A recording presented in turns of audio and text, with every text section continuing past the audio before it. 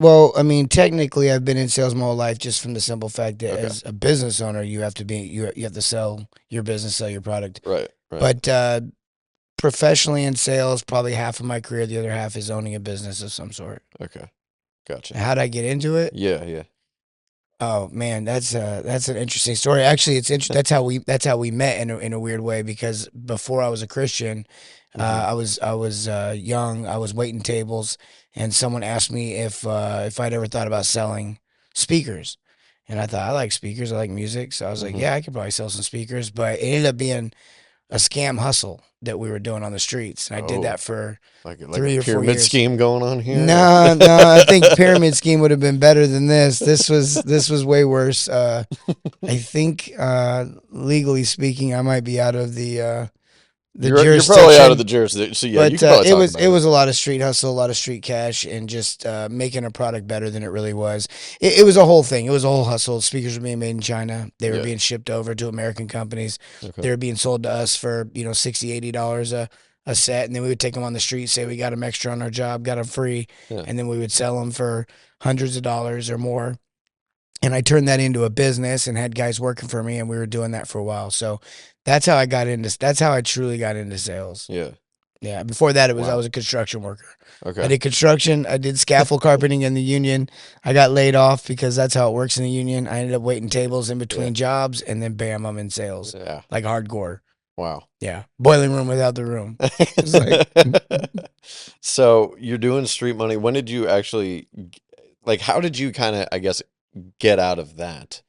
And well, eventually, we started going to church where your family went. That's how okay. we met. Oh, okay. It was 2005.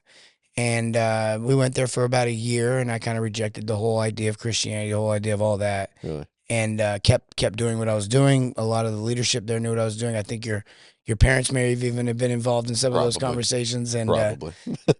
and after about a year of being there and rejecting, that's when things started to really change in my heart. And so there was a day in May of 2006, the 13th, when I accepted Christ. I was in the middle of scamming someone and walked away from the whole thing. Um, Just like in the middle of the, I mean, literally in the middle of the sale. Told the guy, how'd that go down? well, this is even more interesting. It was in Spanish because I knew enough Spanish to Okay. communicate the scam. The guy that I was talking to was over on Georgetown and 56th Street.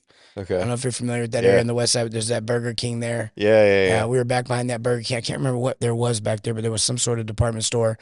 And I was back there, and I don't know if it was raining or I was crying, a little bit of both. But I remember there being some water on the ground, and because I was just kind of looking at the ground, and I just got hit with all this conviction. Never felt that conviction before, and told the guy it was a scam. Never mind, he didn't want to buy them. Walked away from that whole, just kind of walked away from that. Got in the truck, drove away, and Wow. there's a lot more to that, but that was the moment. And the day before that, I had it. Like I said, there was a lot of conversations. People thought maybe I should go get a job Sure. at a more traditional place, Sure. Yeah. and we were making a lot of money off the street, Yeah. hundreds of thousands. We were generating millions, but we were Mm. keeping hundreds of thousands. So the lifestyle was not something that I was going to be able to maintain if I went to a traditional job. So that was the dilemma.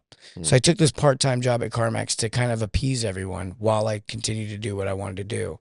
Yeah. And in that moment when I accepted Christ, I walked away from the speaker sales and went into work for CarMax. Yeah. And that was all happening as we were going. So I actually became a youth group leader roughly, I'd say approximately a year after what we're talking about right now, this moment right here. Hmm. So the first time I was a youth group leader, Yeah. because I did it for about 4 or 5 years, and then I did it again, which is when you were in youth group. Yeah. Yeah. Wow. So then I guess then kind of walk me through like your conversion then. Like how did that all really kind of play out? Well, I went to work at CarMax full time instead of part time, Yeah. and literally became the number one sales rep at that store, top 10% in the nation, and lost everything we owned because it still didn't matter. It still wasn't enough money to pay for the lifestyle we had created. Yeah. And but that's how I got into to like more of a Fortune 500 company and working for sales. Sure. And but that was the conversion. It was that moment in time where I had that realization, that I had that conviction, Mm. and everything changed. I mean, literally everything changed that in that moment, in that day. Yeah.